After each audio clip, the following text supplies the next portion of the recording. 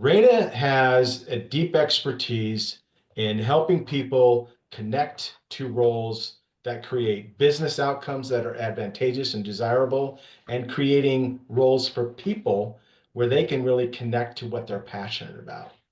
Rayna has a really unique combination. She has heart and energy for doing this. She's passionate about doing this, and she has insight and knowledge. She knows what she's doing. And after 16 years in the business world, working in HR and leading HR organizations, she's now transitioned where she's created her own organization, HR in the Wild. And what she does there is she's focused on helping individuals find alignment and success in their careers.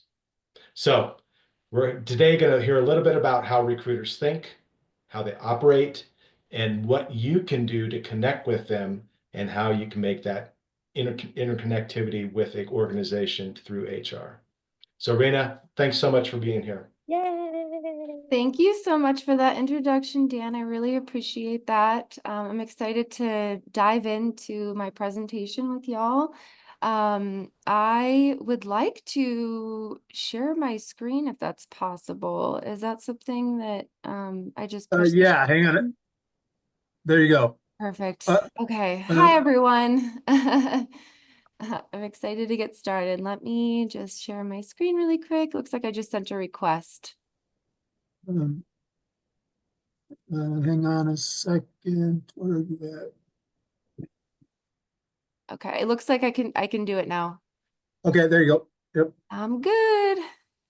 All right. So let's get started. So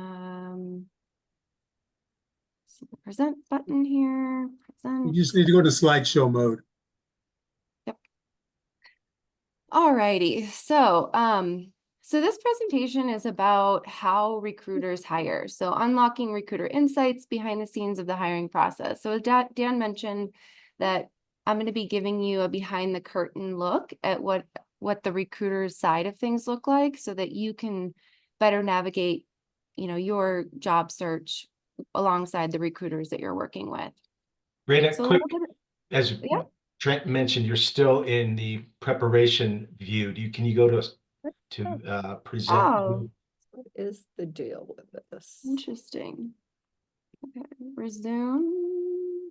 Not letting me do it. I see that purple button there in the middle to the right that says present. Was that the?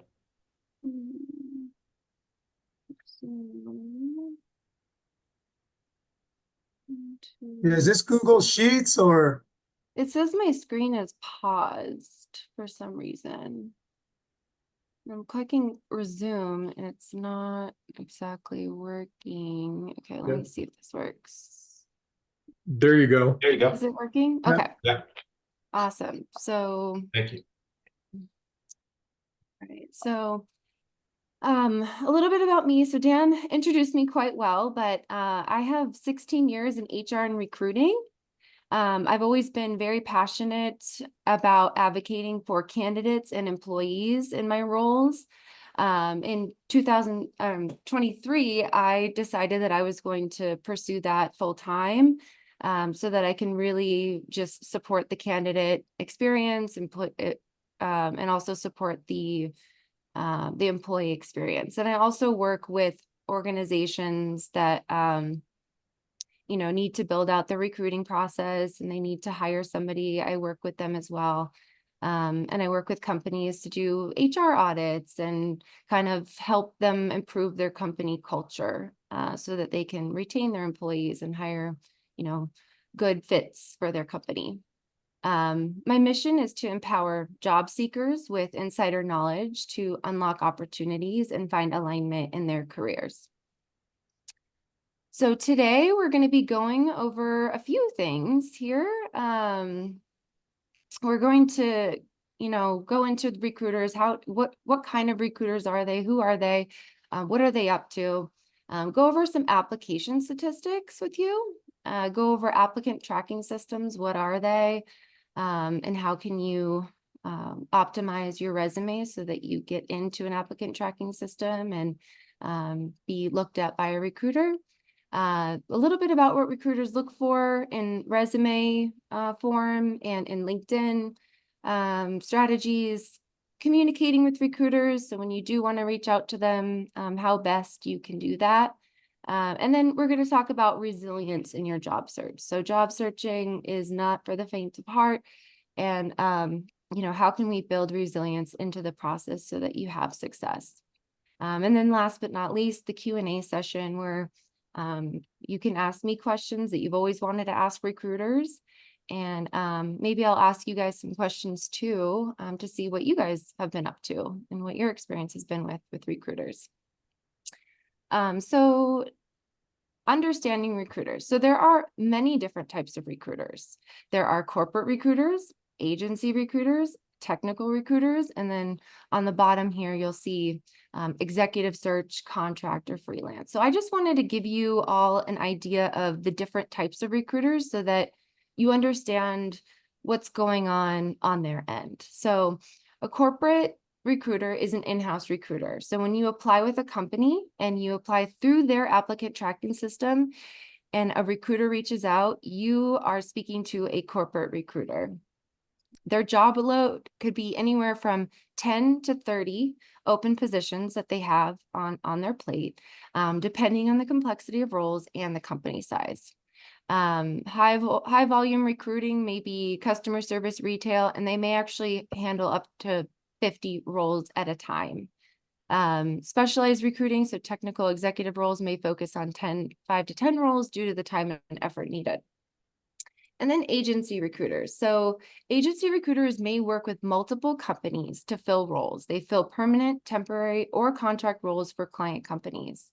The typical job load is a little bit higher than a corporate recruiter generally, 20 to 50 open positions, depending on the role specialization and the high volume recruiting. So agency recruiters are like Robert Half, if you've heard of Robert Half, if you've heard of Addison Group, if you've heard of Job Store Staffing. These are all agencies that get contracted by companies to find candidates to fill open roles that the company maybe isn't able to fill on their own. Maybe it's a hard to fill role. They need extra help. Maybe they don't have enough corporate recruiters on board to hire for the positions, or maybe they just want to rely on the agency's network. So once you join an agency as a job seeker, you're in their system. And so if you match the jobs that they have available, they might just call you out of the blue and reach out to you and say, hey, I have this position. What do you think about this? So that is an agency recruiter. They usually have a lot more roles, and you won't get as many company specific questions answered by an agency recruiter because they're not integrated within the corporate culture of the company that they would be placing you with. Next, there's technical recruiters. So these are usually IT professional or IT recruiters, engineering, any role that's very highly technical. There are specific agencies that are, made so that, a company can reach out to them and they know that their technical recruiter that they're hiring on will be able to properly identify fit, experience fit, skills fit, everything that has to do with the technical side of things. Those are the technical recruiters. And then the other ones are executive search. So higher level roles, a company might contract an agency to find an executive, CEO or CFO. And Mark, you raise your hand. Yeah, Rayna, I think this is a big deal for people, job seekers don't understand. Can you talk about how agency recruiters and technical recruiters are compensated? Because they're Okay. typically not paid until they're contingent. People understand contingent versus retained in the Right. motivations. And agency recruiters, so outside of the corporate recruiter role, agency recruiters are usually paid on a commission basis. So they're paid once you've been placed in the role, or once you've been in that role for 90 days or 6 months or something like that. So you would have to be in the role for a certain amount of time for the recruiter to get paid the full amount that they would be owed based off of the commissions. There's a few different, there are contingent recruiting roles, which are like I can go to a company and say, hey, I will look for somebody to fill this open role that you have. And they could say, okay, we'll pay you 10% of their first annual's pay. If you place them in the role and they stay in there for 90 days. They might not pay me as a recruiter, as a contingent recruiter, anything until I put somebody in that role. So that means I could be looking for somebody, and then they could find somebody on their own. And then, if I don't find that person, then I don't get paid anything. There's recruiting arrangements where, there's a, they pay upfront. I forget the word that you just said it, Mark. Insurance? Mark, what was the other word that you used besides Retained. retained? Yeah. So Yeah, retained retained. searches is they pay the recruiter upfront for the role, and they just get to work on it. And usually that company only works with that recruiter to find the person. So they're signing it over that, hey, we want this outside agency to find this person. We're not going to be looking for them at all. And then it's up to the recruiter to find the person. Did that answer the question, Mark? Did you want me to add anything else to that? Yeah. So for the majority of external recruiters, the motivation is a candidate in quick Yes. to get paid. It's not, it's not what it was 10 years ago. In higher level positions are more executive recruiting where they get paid retained for the process, Right. like C-suite and those levels. But most of the people here are encountering technical agency recruiters who, that motivation is different than a corporate recruiter. So people just need to understand. I think it's really important. I used to be an agency recruiter and owned that business, but the motivation is them to make money quick. Right. Yeah. And so they might not be looking out for the best interest of you or the best interest of the company in a totally pure way. I mean, I think there's a lot of, if you're a recruiter, you do want to help people. You Mhm. do want to put people in jobs that they're going to last in, that they're going to love. A recruiter's reputation depends on it. So, overall, there are good intentions, but because of these contingent roles, yes, there are a lot of contingent recruiters that are just like speed, place, move on. And, you'll have to properly vet your recruiter, make sure that you ask the right questions of the recruiter about the role. And if you're not getting what you need, then, you'll have to decide what you do from there. But to keep that in mind is important. So thank you for bringing that up, Mark. That's really good.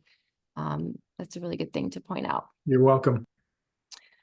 And then, so we have some application statistics. So what happens to your application when you put it in there? All these applications go out, what happens? So here's some statistics that I wanted to share with you to help you get an idea of what, we're working with, what recruiters are up to. So 75% of resumes are rejected by an ATS before reaching a recruiter. I actually think that is the statistic that I found, but that's never been the case when I've been a recruiter. And I know a lot of other recruiters that's not the case at all. A lot of recruiters that I know do review a lot of the resumes that come through. I think at bigger companies, the fact that the bigger companies are using a lot of the auto reject features, I think that's where this number comes from. So I think it is accurate, but with some caveats. And then recruiters spend 6 to 7 seconds reviewing your resume. So this does vary, but if the really high volume recruiters are really quickly reviewing the resumes because they got tons of resumes that are coming through, tons of applications. Which means that you need to make sure that your resume is really relevant to the job and, is going to catch the eye of the recruiter that's reviewing it. And then average corporate job posting receives 118 applications and only 20% are considered qualified. 40% of companies use an applicant tracking system with AI currently. So not all companies are using the AI yet, but many of them are, and we're projected to be at around 80% over the next 2 years. The average time to hire from job post to start date is 42 days. So from the day that they post the job to the day that they hire somebody for the role, takes about 42 days on average, but it very much it varies from job to job. I worked in healthcare recruiting, and to fill a provider role, a doctor role, versus filling a an operations role is a huge difference. Same with medical assistants, of nurses, but it really does vary from job to job depending on what the market is like in that specific industry or field. And then resume with graphics, tables, or unconventional layouts are 30% more likely to be rejected by ATS. So keeping it simple on your resume is very important when we look at just what gets through to the next round in the system. So I wanted to open it up just for like a quick little touch base. So does knowing these stats change how you approach your applications? Will it change the way that you approach these applications? Why or why not? Does anyone have any initial thoughts about these stats? Do any of them really surprise you? Feel free to pop in and raise your hand. We'll just take a few minutes.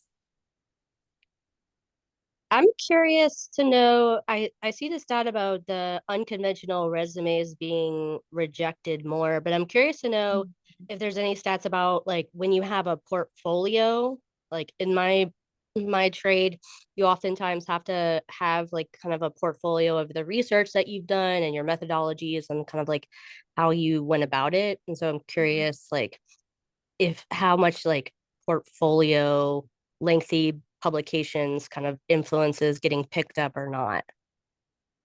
Yeah, I think that's a good question, and that's very specific to, sounds like, your industry. And I think there's other industries, I'm sure, that you need to have more information provided. I would say follow the application instructions. So if they have a place where it says, link to your portfolio here, or we're just follow the format that the applicant tracking system has for you when you're filling out that application. Follow the format to a T, because they're saying that, hey, this is the way that we want to get this information. So following it that way will make the recruiter's life easier. It'll be easier for all the, scans and anything that they're doing on their end to go through if you put everything in the format that they ask for. Pay attention to the job description or the job post. How does it say that it wants to see that information? Does it even say that it wants to see that information in any particular way? You can also just make sure that your resume has a link to your portfolio. So, I like seeing that. It keeps things clean. It's not going to mess up anything with the ATS if you link something in your resume. So linking to your portfolio is a really clean way of presenting it. But yeah, I think just following whatever rules that they have when you're filling out that application is going to be the most important thing that you do. Does that answer your question? Yeah, thanks. I also had advice from my neighbor to when I apply for a job, send a note to the like if there is a recruiter, just to let the recruiter know. And I was curious what your like thoughts are on that. Yes, and we'll get to that. Okay. Yes, I think that's a good thing to do, and we'll talk about that in just a little bit. Thank you for your questions. I see Catherine raised her hand. I did, and I put it in the chat, but I'm going to go ahead and ask the question anyway. Okay. So my question is around recruiters, and I know that you're not here to, give out who your favorite recruiter, who's the best at recruiting. But I mean, I am kind of mystified about how I get involved with recruiters. Where do I find them? Okay. How do I get them to actually look at my resume? Do I have to pay? Is it necessary to pay them? Pay a service to blast my resume out to recruiters? I just some guidance around that would be helpful. Okay, awesome. Yeah, we're actually going to get to that in a little bit as well. Okay, thank you. So yep, no problem. And I think we're going to move on for now. And then hopefully we'll answer some of the questions that are coming up in some future slides here. So next is ATS. Maybe you know what an ATS is, maybe you don't. I've said applicant tracking system a few times already in this on this call without defining what it is. But here's my defining slide. ATS stands for applicant tracking system. So if you're looking online, you're like, what should I do with my resume? You know, what can I do with my resume? You'll see a bunch of information about ATS and optimizing your resume for an ATS system. So an ATS is a software that helps employers and recruiters streamline the hiring process by sorting, filtering, ranking resumes based on keywords, qualifications, and formatting. So some examples are Greenhouse, Workday, Tailor. For some reason, I'm seeing some typos that I have on this presentation, and I did not catch those previously. So sorry about that. Hopefully that's okay. Some examples would be Taleo, ICIMS. These are all, when you go to an employer page and you go to their careers page and you say, you know, see jobs, it'll come up with a list of jobs. So you click on the job, you say apply. And when you say apply, you're entering their applicant tracking system. You are putting your application forward, your resume, your portfolio links, all that stuff. You're putting that into their system. And when it gets into their system, it sorts it in a certain way so that it's, you know, perfect for a recruiter to go in and review all of the different resumes, applications that are coming through. So depending on how you fill out the form, if you are filling out the form, if you're not filling out the form, then you might be disqualified because it's not able to it's not able to pull out all the information that's on your resume. So some features that ATS system has is resume parsing, keyword search, auto screening, and there's communication tools. So there's communication tools inside, like those auto messages that you get from the applicant tracking system that say, thank you for applying for this role. If you meet the qualifications for the role, then somebody will reach out to you to talk to you about next steps. So communication tools, you could, you know, a recruiter can email you from the applicant tracking system if they have an applicant tracking system that has that feature. So I wanted to add a little bit in here about AI and ATS since it is growing so much. ATS does screening, ranking, auto communications, predictive analysis, candidate matching, and it works to reduce bias depending on how you control and how you program your AI. So ATS continued. So auto reject, what is it? I wanted to go into that. I'm sure some of you, if you've been in the job search for long, you've run into this, you've submitted an application, and then 2 minutes later, you get an email that you are rejected from the job. So auto reject is a process where ATSs automatically filter out resumes that don't meet specific criteria set by the employer. So some of the categories are keyword matching. So the ATS scans resumes for keywords from the job description. And if they program it to also look for other keywords in the resume, then they could do that on the back end too. But it's just important that, you know, you're able to pull out keywords from the job description and weave those keywords into your resume where applicable. So some keyword examples could be Python, project management, So the recruiter might have it set up to make sure that, you know, your resume has at least 5 of the 10 desired keywords in it, in order to go to the second round, in order for them to actually look at it. Otherwise, you know, you might just get an auto reject if your resume doesn't have all the keywords that, you know, address, you know, the job description. Krista, I will get to you in just a minute. I'm just going to finish this slide and then we'll pause for a moment. Filters and preset criteria. So minimum requirements such as years of experience, specific certifications or degrees, location, or work authorization. So employers can set it up, recruiters can set it up so that anyone who doesn't have the amount of years of experience as required on the job description will be rejected automatically. I think that's probably the most common auto reject that you see. I remember when I was heavily applying for jobs, it was like if I only had 2 years of this one thing in HR, then and they wanted 3, then I would be rejected. So that's a really common one. If you don't have specific certifications or degrees, that's another one. When I was in healthcare recruiting, if somebody didn't have their medical assistant certification or they didn't have their, you know, some sort of degree, then they would be auto rejected. Location, work authorization. So if they're out of state and they're not willing to relocate, then, you know, auto reject. Scoring threshold. So ATS assigns a score based on how well a resume matches the job requirements. So, you know, the systems, the ATS systems are programmed to evaluate your resume, and rank your resume against other people in the process.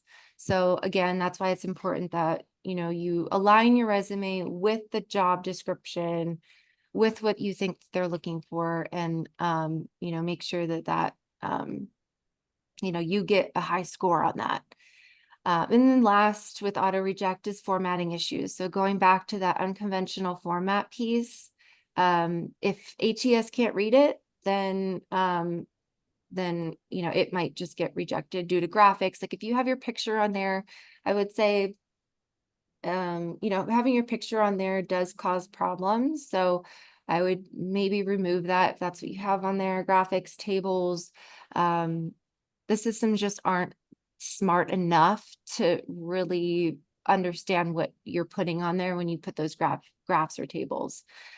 So we'll start with a couple questions. So Krista, I saw that you raised your hand, and then a philosopher 30 raised your hand as well. Yeah. And Yeah, I should Christina change that to Beretta my as well. actual name so it's not a mouthful. Okay, great. But Oh, Oh, should I go first? I think I'm not sure who raised their hand first, actually. You go ahead. I think I saw Krista first. Yeah, Okay, I'll just jump in. Okay. I was wondering, have you heard of anything being set up to reject based on words included? So, you know, as an example, like if it's a manager role and you have the word director on your resume, you know, do you know if people are using it to flag certain words to remove them from consideration? I don't know about that. I don't think that that's happening. Okay. Um, So it's more lack of something versus something included kind of thing. right. Okay, great. Yeah. Thank you. Mm-hmm. Okay. A philosopher? so my question is, if I'm looking for a job in software development, and I have a degree in philosophy, which is not software development, would a tracking system look at that and say, oh, it's a degree, but it's not software development, or would it just see, oh, it says Bachelor of Arts on there, therefore, pass it? And should I, and I guess the practical takeaway for me would be like, should I change my resume so it doesn't mention what my degree's in, just that I have one? That's a really good question. I think, it depends on how the job description is written. Mhm. What is the job description? Does it say that you have to have a bachelor's degree in software engineering?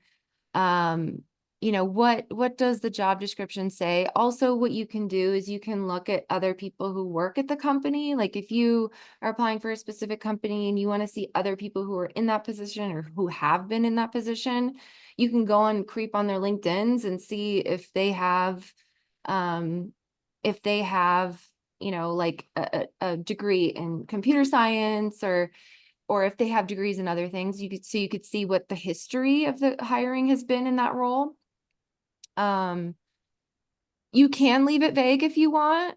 You can. Some applicant tracking systems will require you to put in a major, and I think, putting that in there is fine.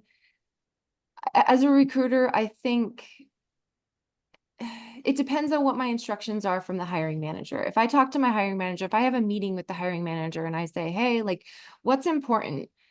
Do they have to have a degree? Can they have a certificate from a coding boot camp? How important is that to you?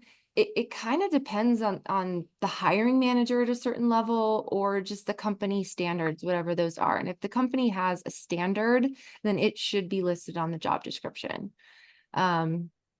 I think philosophy, if I saw philosophy on a computer engineering, software engineering resume, I would think, oh, cool. So they're well-rounded and they are thinking about life and things. So I would think that was a cool thing.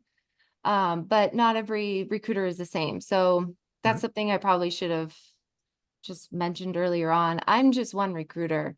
There's lots of different recruiters out there that are going to see things differently based off of their experiences and their specialty. But I think it's okay that you have the philosophy in there. But Andrew, you attended a coding camp, correct? Yes, that's Okay. on there. I mean, that's what they're going to highlight. You went to coding camp. Yeah, exactly. If you have that on there, then that's enough. But some companies want a specific thing. Some companies want the actual bachelor's degree. Yeah. And I know that that's a thing. But that's why I think looking at who they've already hired into that role is a good way to understand how they approach their hiring. All right. We got Tina. Did you raise your hand? Yes, hi, Rayna, thanks. I just have a quick question. Are cover letters typically run through the ATS system? Some employers require them and some don't. Yeah, cover letters can be run through the system. Yeah. And it depends on if they have that kind of analysis turned on or off. So not all employers have that analysis turned on.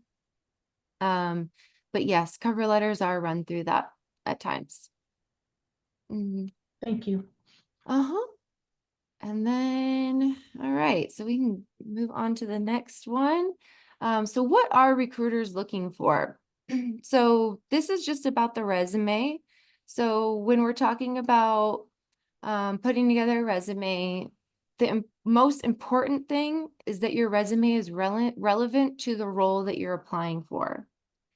I think quality over quantity is best. I know it could be so tiring to update your resume for every role. So exhausting. I know. But that's why I think that, we should leverage tools like AI in a smart way. Then we can update it pretty quick without, losing a bunch of time and, putting all this energy into something that's not going to play out. But relevance to the role is so, so important because obviously there's the ATS, which sometimes has a analysis that happens before it even reaches the recruiter's eyes. But then it reaches the recruiter's eyes And the recruiter is looking at the resume and evaluating it against the job description, against what the hiring manager has communicated to the recruiter about what they're looking for. They are looking for alignment.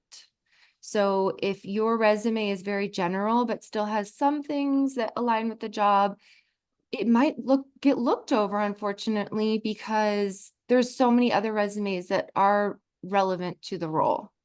You might be a better candidate because of who you are as a person, your work ethic, your intelligence, your skills. But if you don't communicate how that is relevant to this role, then you very well might be overlooked, and you don't want to miss out, especially on the jobs that you're super interested in. Because some people have such an amazing background. They've worked in so many different jobs, industries.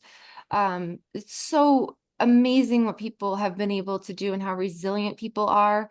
Going from industry to industry, job to job, and attaining these skills and being successful in all of these different areas. Like, that's such an amazing quality to have. But if it can all be missed if you don't create your resume so that it's relevant for the role, unfortunately. And then the next, I think, most important thing would be quantifiable achievement. So what do you have to show for your work? Your accomplishments, show numbers, money saving or revenue made, show percentage improvements that you've made. Companies want to know how you are going to affect their bottom line. You might not be in a revenue generating position, but you might be in a revenue saving position. How have you saved your company money? How have you made your company money?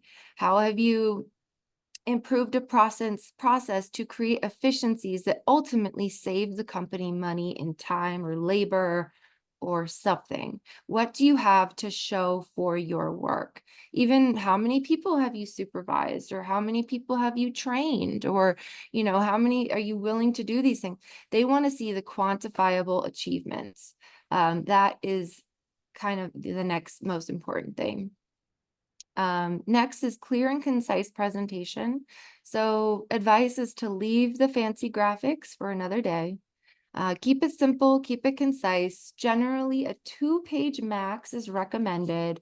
That can be different depending on, what kind of profession you're in.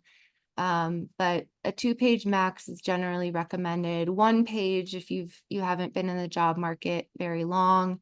If you haven't been in the job market very long, then leading with your education would be best to put on a resume. And then cultural fit and alignment. So what is your value proposition? What do you bring? What are the skills? What makes you special? What are what's your special sauce that you bring to your work that has resulted in positive outcomes at the last places that you've worked at? And deciding what you put in your resume, how you choose to present yourself, what you choose to include, it needs to be informed by understanding the current problems of the company or industry that they are facing. So understanding what a company is looking to solve with this position, because each position that a company opens up, they are solving for a problem. So if you can find what problem they're solving for and communicate that in your resume, then you're immediately going to be looked at as somebody who gets it. So the question that I have for you guys, just for a few moments, so what is one way that you highlight your value on your resume? What do you think that you're doing right that you feel like you'd like to share with others here in this group?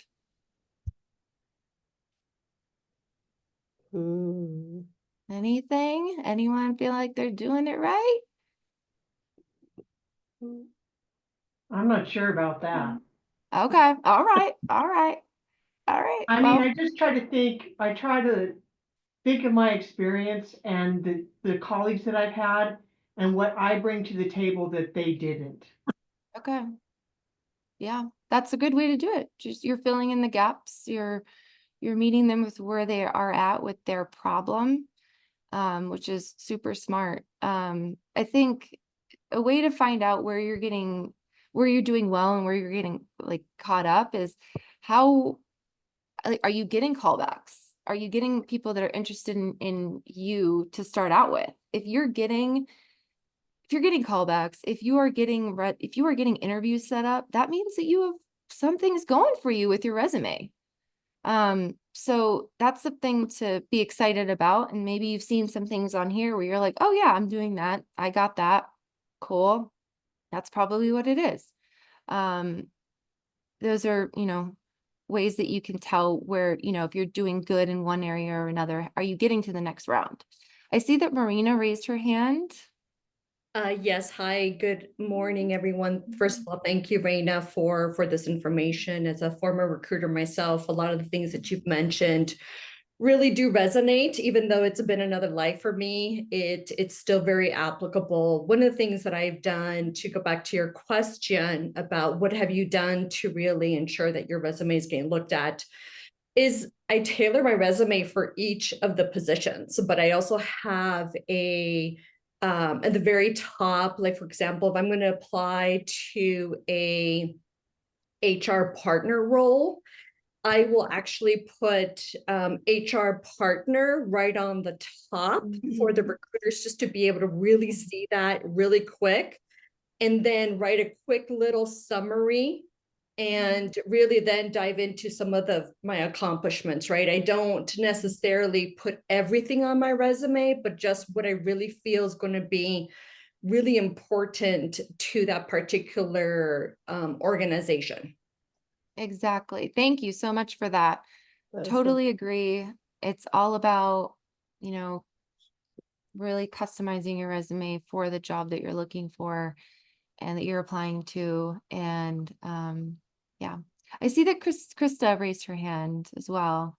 Oh yeah, I was just gonna share kind of my resume philosophy. And again, I've gotten interviews, and although I don't know, a couple times maybe it was the resume alone, but typically I'm doing other things beyond just the resume. But I think that at the end of the day, I still write my resume for a person to read it, because I'm not writing it to try to beat the ATS system, because eventually that resume is going to end up in the hiring manager's hands. And if they look at it and they want to if they say the word ugh, because it's so hard to follow and so hard to understand, and I'm walking into this meeting with them having no idea who I am, that doesn't help me. I've seen some resumes, along the way, like we're, sharing and trying to partner with people to improve, same with me. And I look at their resumes and I just don't even want to look at it past the first paragraph, because Yeah. it's so stuffed and overwhelming and has too many words. So I think people need to make a decision, and be more choiceful in what they are presenting, because the more you present, the less you come through. So. Definitely. And I couldn't agree more. It really is about presenting a clear and concise presentation for your resume. This is what I'm doing. You definitely don't want to overload it, as you said. We recruiters can be overwhelmed if your resume is too wordy and it has too much stuff on it. So definitely paring it down so that it's digestible, and you want to know more. So having just the essentials in there and things to keep you interested. All right. And next we have LinkedIn strategies. So some helpful LinkedIn tips. So recruiters, I think 93% of recruiters use LinkedIn to recruit. So Wow. recruiters, it's an essential part of their job. That's where they exist. When they have a role to fill, they are scouring LinkedIn for applicants that fit the job requirements for the open role that they have. So just as keywords are important when it comes to resumes, keywords are very important when it comes to your LinkedIn. So recruiters get insights, they get job matches, they get recommendations. So when I'm using LinkedIn Recruiter, I get a ton of recommended candidates. When I have a job open on LinkedIn, I have a ton of, matches that were matched using AI or some other kind of algorithm, that show me candidates on LinkedIn that have not applied for the job that are high matches for the job. And the people that they present to me are pretty good. I look at their LinkedIn and I'm like, yeah, they are a good fit for this job. So if you have your LinkedIn set up so that your keywords are in there, and I'm not saying you list them out keyword after keyword after keyword, you have to do it, nicely. You have to weave it in and out of, just talking about your experience. But making sure that you do have those keywords in there so that people can, the resumes, your profile will show up in their feed as somebody that they need to reach out to. So next is connect. So 85% of jobs are filled through networking. Definitely don't miss out on this. This is key, as Don mentioned. I think he said 80%. It could be 85%, could be 80%, depending on the day. 80% of jobs are filled via networking or referrals. And Don said you should spend 80% of your time networking when you're looking for a job. And I 100% agree with that. And LinkedIn is just a tool for you to be able to do that. So I put on here, once your profile is refreshed, start connecting. So I know that there's a lot of resistance to diving into LinkedIn because people say that it's a place of inauthenticity. It's a place where, you just feel like you get this comparisonitis when you get on there, and it can make you feel bad. It can make you feel bad, even though it's meant to help you, it can make you feel bad. So I think the first step is to making your profile really good, so that you can feel good about connecting with people on there. And you can accept yourself for the place that you're at in your journey so that you can move forward, with a really refreshed resume that you can feel proud of. You can go in the settings and turn it so that no notifications about anything that you're updating on your profile go out during the time where you're updating it. So if you want to have like a day, you're like, okay, today I'm going to work on my profile. I'm going to work on my LinkedIn profile, go in the settings, turn off the setting where it says that you need to, that they're going to send out notifications to your whole network if you add a job or, you add something onto your profile. You don't want that. But when you're ready, you can turn it back on so that notifications can go out. When you do post things and do interact with people on LinkedIn. So the last thing on here is stay active. So once you get it all updated and you feel good about your actual profile, staying active is really important to showing up in people's algorithms. So if you are interacting with posts, I think posting twice a week or something will get you an exponentially higher amount of views than if you don't post at all. So staying active, if you want to post on something in your field or your industry, you can, whatever you're interested in, whatever path that you're on, you're on it because you're interested in it, hopefully. And if you are, staying active and sharing about what you care about on there, then you will catch people's eyes.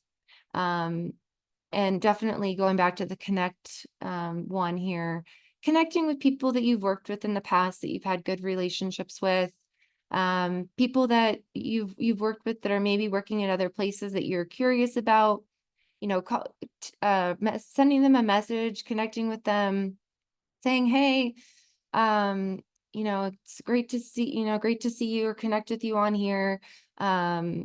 I see that you're working at this place. How is it over there? Do you like it? How can I find out more information about working there? Because I'm curious. So just showing that interest and getting that energy flowing in this connection space will help you a lot. It will make you feel, I think it will make you feel better, and it will definitely help you in your job search. And then communicating with recruiters. So I said that we were going to talk about this. So, what is one question that you've asked a recruiter recently or would like to ask a recruiter about a job that you're interested in? So just a couple people, if you guys have one question, if there's one thing that you can ask a recruiter, what would you ask them? So about a job that you are interested in. I heard somebody wanting to reach out to a recruiter, wasn't sure how to do that. What are you thinking about saying? What do you want to know? I have a question that I ask recruiters, and I'd like to see what you feel about it. Yeah. I'd like to know when I'm approached by a recruiter, I'd like to know what the company is, what's the name of the client company, and I think every good recruiter I've ever worked with has been happy to provide the job description so that we can update our resume for the specific keywords and stuff like that. But I'd like to also be able to research the company and see if it's a place I'd like to work. Mm-hmm. What do you think about that? Yeah, absolutely. So I think you're talking about agency recruiters who are contracted to fill a position. Sometimes Yeah. there's a confidential element to it. This doesn't happen a lot, but sometimes when they're going through a transition and they're trying to, let somebody go, maybe it may be a confidential company because they're planning on separating with the person that's currently in that role. That's one reason that they might be doing that, and maybe you're okay with that, and maybe you're not okay with that. But yeah, I think if they're not telling you the company, then, it depends on how much it matters to you, which company you work for. I think if it matters to you and you're the type that wants to look up a company before you move any further and waste any more time potentially, then I would maybe just move on. I don't think it's right that they wouldn't tell you the company for the most part, unless there's some like really good reason. But I mean, you need to know who you're going to be working for. You don't want to be interviewing for something that you're not going to be interested in. So I don't know. I don't know if that answers your question, but It does. Thank you very much. okay. It's not a deal breaker for me or anything. I was Yeah. just curious what you thought. Yeah. Yeah. I think it depends on the situation.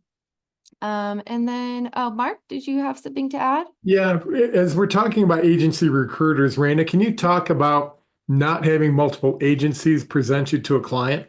If you're talking to a recruiter and you've been presented, you talk to another recruiter, it sounds like the same job. Because it's really embarrassing, right? If multiple agencies submit you to the same company. Can you just talk can you talk a little bit about that and get people up to speed with that? Yeah, so you could run it. Thank you for bringing that up. I thought about that and I was like, I don't know if I want to get into all that. Right. But yeah, so you might be working with a recruiter and they might not tell you what company they're going to present you for. And they might say yeah, well, this is the type of company it is. This is the job. Is this okay with you? And then you're like, yes, that's okay. And so they might present you to the client, but then you might have another recruiter who doesn't tell you, which company it's for. And they might, or they might tell you what company it's for. Sometimes people are okay with having multiple recruiters represent them without understanding that's not really possible. It's not like a good thing to do that. It's important to just stick with your one recruiter and be presented to the client rather than going through two different recruiters that are contingent recruiters that have been contracted by a company or have been asked for a company to be on a contingent basis with them. yeah, I mean, you could get in a situation where recruiter A and recruiter B are both presenting you for the same thing, and it becomes this like war, who found this person first, who's going to get the commission. It could be a battle in that way. I'm not sure if I'm covering everything that needs to be covered in that arena, though. Mark, did you have anything to add? Yeah, well, the thing there, it's important because you don't want the recruiters to look bad because they won't work with you in the Yep. future. Right. If you think you're getting to the same thing, ask more questions. Say, hey, you can even say, hey, I think I may have been presented for this. Can you give me some more detail? Because you're gonna piss off both recruiters. You could also damage the relationship with the client, Yeah. and both recruiters are going to hold you responsible, Yeah. right? Even though it's not necessarily your fault, but you Exactly. just need to protect yourself and protect your recruiters. Otherwise, they may not reach out to you in the future. Yes, exactly. Thank you for adding that. Yep. Yeah, it's a really good etiquette to follow when you're going through this process. And your reputation matters in these things, and it depends, it will influence if you're going to be picked up later by these recruiters. Okay. We can move on now. So some of the do's and don'ts for interacting with recruiters. So this isn't a full list, but this is kind of the top um, you know, top 10 that I would say. So do connect on LinkedIn. So I think somebody asked earlier, is it okay to reach out to the recruiter, or how do I reach out to the recruiter? So if there's a job that you're interested in and you applied for it, sometimes on the job description, there will be a contact email. You can always definitely reach out on that email if it was listed on the job description, if you do have questions. You can also go on the website to see if there's anything on the careers page that help you to connect with the recruiting team. Sometimes, like, I know that if I'm recruiting for a job and I have all these resumes, and a lot of them are fitting really well, a lot of them are really good fits on paper, but I haven't chosen who to interview yet, or maybe I've started interviewing but I haven't gone through everyone yet.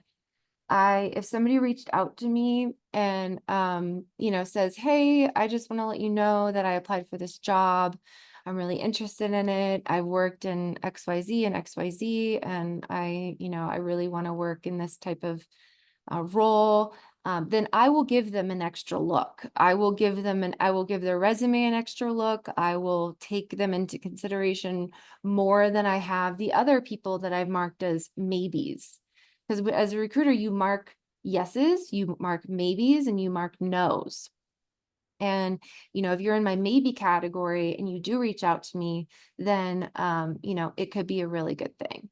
And another tip on reaching out to recruiters, instead of just saying, hey, I'm really interested in the job, maybe ask something about the company. So asking the recruiter about, where can I find more information about the company's this, or, something that the recruiter can happily be like, oh yeah, I have this information for you. Then it creates that yes energy, I think, where you're getting a yes from them, even if it's not a yes to the job, you're getting some sort of like exchange going where you can find out more information about the company and they could provide you with somewhat of a yes, here you go.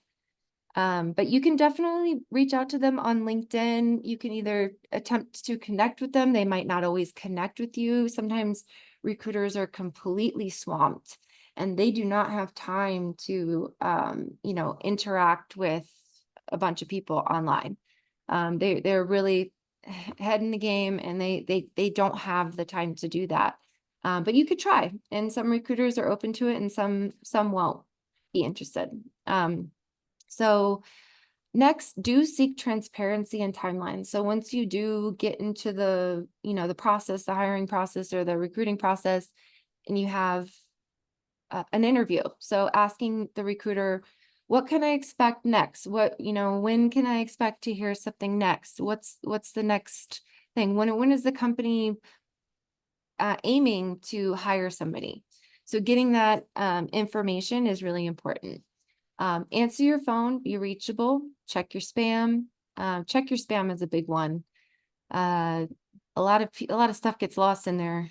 So definitely if you're job seeking, you need to check your spam all the time. You don't want to miss an interview request or, anything like that. Do use AI wisely. So yes, recruiters can tell when you've used AI to do your resume. It's not a bad thing. It's not a bad thing, but we want you to use it wisely. We want to know that this is you. Does your resume and LinkedIn match you? Does it match your energy? Does it match who you are when you speak? When I meet you, is your resume and your LinkedIn going to be a whole different person from who you are? That's what you want to avoid. Do ask smart questions that demonstrate knowledge. Do your research. Don't apply blindly. Don't undersell your value. Make sure that you show up for that interview that you show up with, and give them your best. Don't undersell who you are. We want to hear all the green light. We want to see all the green flags. We want to get all the green lights. We want to place you, and we want to connect you with somebody if it's a good match. Don't ghost recruiters. Job search karma may be a thing. Don't complain about past employers. Like I get it. I've worked at bad employers too, but recruiters do not want to hear when you've, been unhappy at a past job. It's not a death sentence, but it's definitely something that makes us feel icky because we don't know if we just don't know you. So we can't tell yet if you're like, you have legitimate complaints or maybe you were part of the problem. So, being careful about complaining about past employers is important. Don't be vague, clarify and explain with details. Give details, give the details about how you helped your company accomplish XYZ by leveraging XYZ and an XYZ skill. We want to know all of that so that we can see you in the job that you're applying for. And then resilience in your job search. So just wrapping up. So job searching is not easy. The reality of things is that rejection is inevitable. The job search process can take months. There's lack of structure in job searching and it can cause anxiety. There's decision fatigue from constant job applications, and there's a lot of social comparison on LinkedIn that can erode your confidence. But this is an opportunity for us to build our character, to adopt new habits. Some tips on building resilience is to remind yourself that rejection is about fit, not about your worth. Reframe it as redirection towards the right opportunity. If somebody says no, that means that something else is going to be a yes. Something better will be a yes for you. Break the process into small daily goals to maintain momentum and celebrate progress. If you do get an interview, treat yourself. I mean, you did that. That's something that you should be proud of, and you don't want to sleep on that. That's a really good thing. Keep that energy going. The lack of structure could be a problem, so creating a daily routine is really helpful. Consider pro bono work. What can you do to volunteer? What can you do to keep the juices flowing? Prioritize quality over quantity when applying, and apply for roles that align most closely with your skills and goals. Limit time on social media and focus on your unique skills and achievements. And I'm going to go past this question here and just move on to the resource page because I want to make sure that we have enough time for questions. I have a couple resources here. Hung Lee's recruiting expert talk. So Hung Lee is a recruiting expert that a lot of recruiters know, and he has a lot of advice about, what you could do as a job seeker. And I will link these links in our chat in just a few minutes.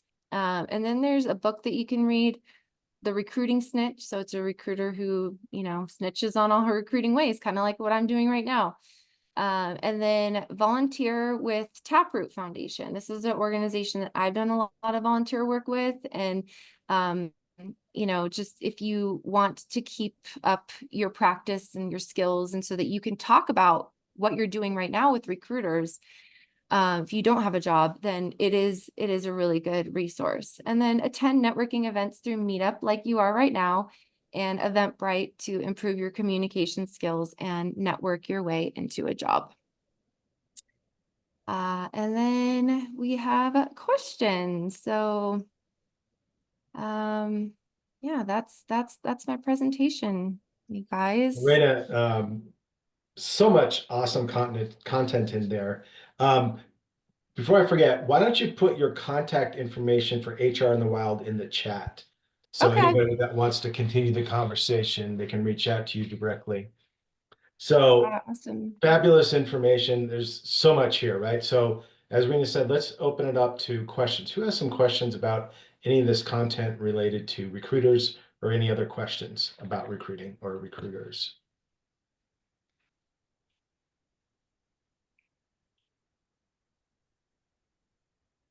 While you're thinking, I want to give some perspective.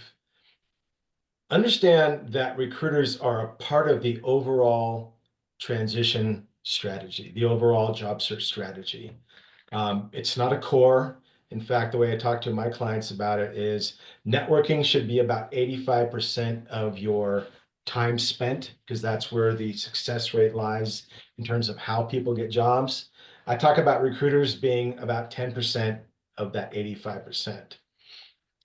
Recruiters are often looking for something very specific, and as Raina said, they're motivated to fill those jobs because that's how if they're internal, they get rewarded in their jobs in terms of their performing.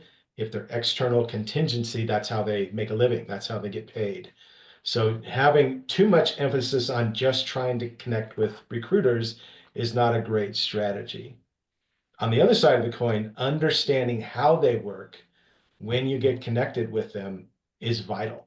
So that's why Raina's talk today and her information has been so important to understand when you connect with them, this is the way to do it.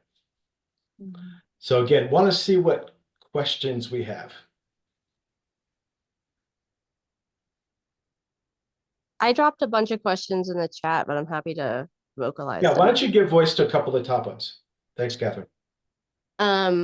One of my questions was Raina's thoughts on like whether when and whether summaries are helpful to recruiters, or like a two different byline. What are your thoughts on those? Necessary? Yes. Not necessary? Yes. Absolutely. A summary. I think a summary is essential. I think a professional summary at the top of your resume is essential. It helps tie everything together. This is where you can, present your value proposition. So what are your special things that you bring to your work? Who are you? Are you a leader? Are you a analyst? Are you, whatever it might be? It has to be aligned with what you're looking for. But how have you done things? What gosh, what are you looking for? What is your goal? This should all be included in your professional summary. And if you have questions about how to write a professional summary, you can look, there's a lot of resources online. You can always reach out to me. I can help. I do career coaching if anyone wants, to work with me on that level.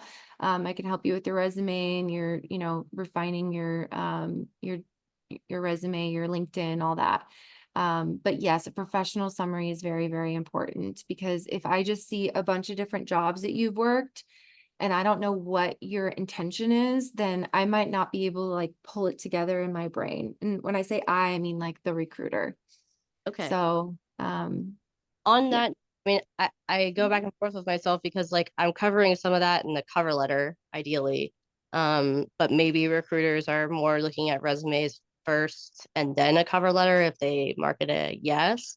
But the other question I had was about like if you're highlighting more relevant experience to a role, but you have other experiences that are maybe less relevant, how do you kind of do that? Like, especially if some of your most relevant experiences are not chronologically the most recent ones, like what's the most helpful way for a recruiter to look at a resume and get that information, and then the applicant also be able to like reference the other experience that they have? Like, how should you present? How's it easier for recruiters to see that information presented?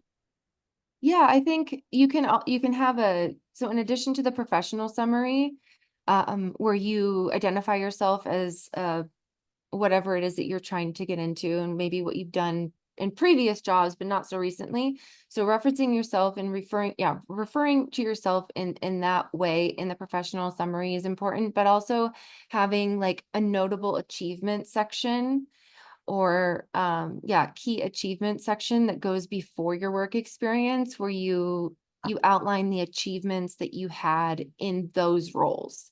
So bringing that to the top of your resume is a good way to present yourself. So like have a professional achievements or highlights area Yes. where you go into the chronological listing, and then maybe in the chronological listing you keep your bullets like a lot shorter because you've already highlighted the achievements that are relevant to the role you're applying. Is that what I'm hearing you say? Yeah, I think so. That's a good way to do it. Dan, do you have any thoughts on that? Yeah, so relevance customization is key. Rayna's talked about that today. The more specific you can make your connections to them, the more relevant. One way to not have to be called out by the resume is to not rely upon the resume. Again, going all the way back to the beginning, your goal is to network into companies. You want them to invite you into the hiring process. That's your ultimate goal. Not to force your way in, but by talking to people in the company, understanding what's important to them, communicating your value, that they invite you into that hiring process. That is the goal. And then on the resume, like Rayna's saying, that top paragraph, that's absolutely critical. That's one of the first things they look at, along with the list of the keywords. 6 is typical under that top paragraph, which say, these are the top things that I have that relate to your job. So there's 2 ways you can stand out really immediately. Okay, thank you.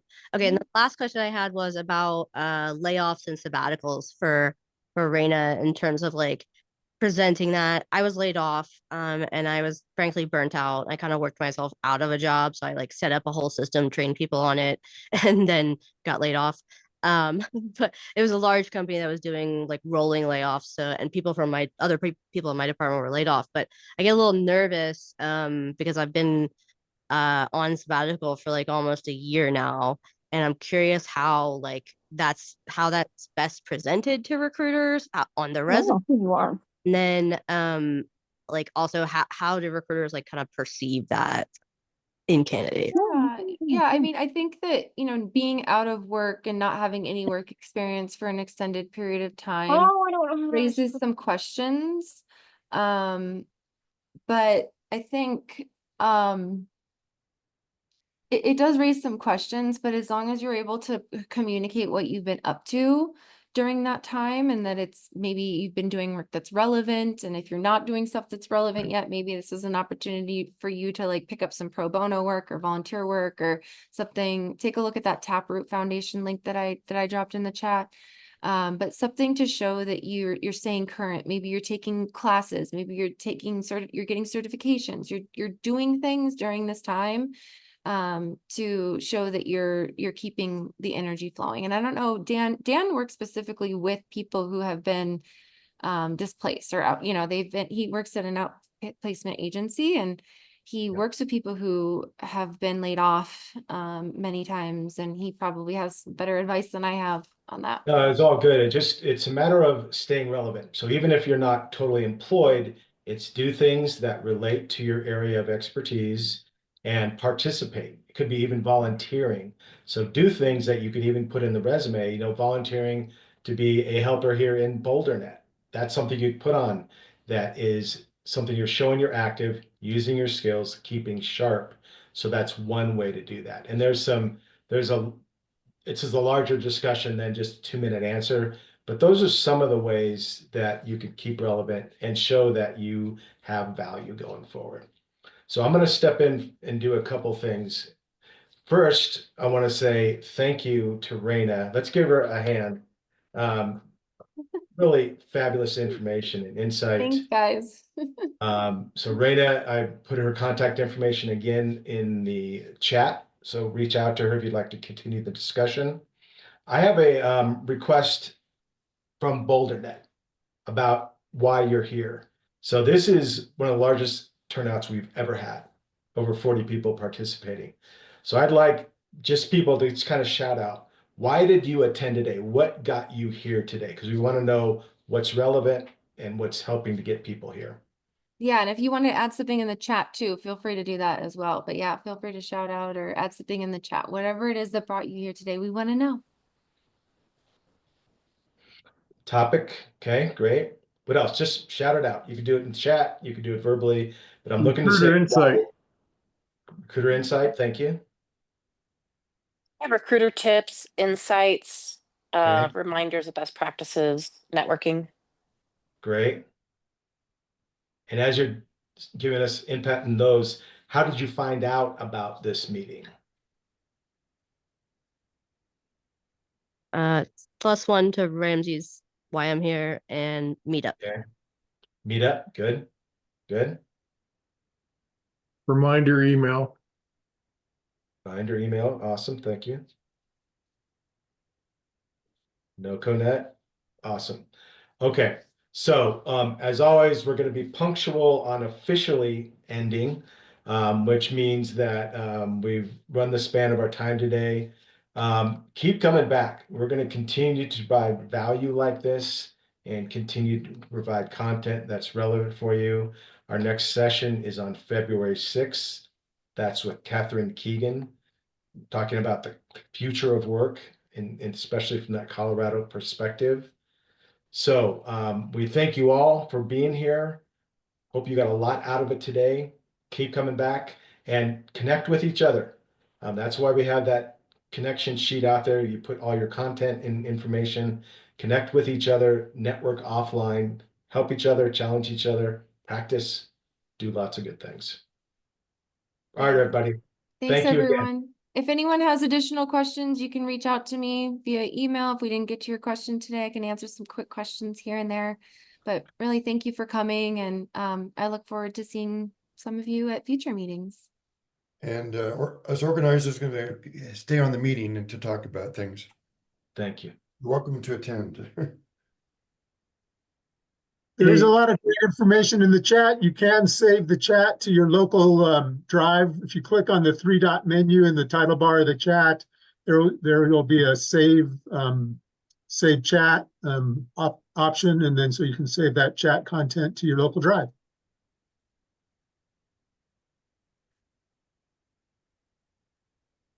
All right, bye, everyone. Bye-bye. Have great weekends. Bye.